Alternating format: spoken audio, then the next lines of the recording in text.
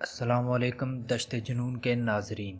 تاریخ میں بہت سی ایسی کہانیاں ملتی ہیں جن کو سننے کے بعد ہمارے دل دنگ رہ جاتے ہیں، ہماری سوچ ایسے واقعات پر مزید گہری ہو جاتی ہے، عقل جن کو تسلیم نہیں کرتی۔ لیکن ایسے بہت سے پراسرار واقعات موجود ہیں جو آپ کو پاگل کر دیں گے۔ ایسی کہانیوں سے پتہ چلتا ہے ماضی اس سے کہیں زیادہ پیچیدہ، پریشان کن اور بہت زیادہ ناقابل یقین ہے جتنا کہ کبھی تصور بھی نہیں کیا جا سکتا۔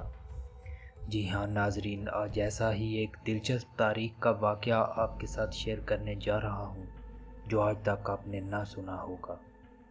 ایسا سیریل قاتل جس کا ایک جار میں 175 سال سے سر بند کر کے رکھا گیا ہے، جو اب بھی موجود ہے۔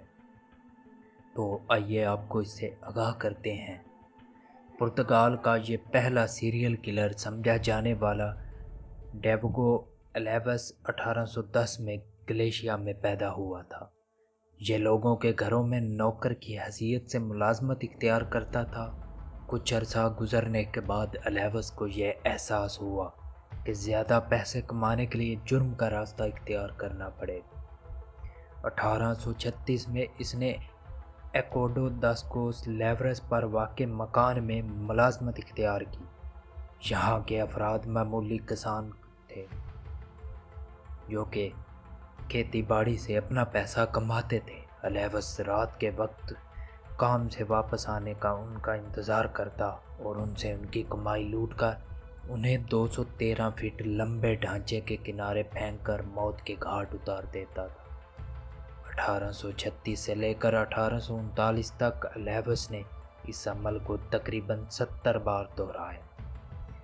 مقامی پولیس نے پہلے ان ہلاکتوں کو خودکشی سمجھا، جس کی وجہ سے اس پل کو عارضی طور پر بند کر دیا گیا۔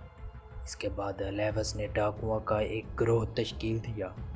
بہت وقت تک وہ لوٹ مار اور قتل و غارت کرتے رہے، لیکن پھر ایک ڈاکٹر کے گھر کے اندر 4 افراد کو قتل کرتے ہوئے پکڑا گیا اور الیوس کو پھانسی کی سزا سنا دی گئی۔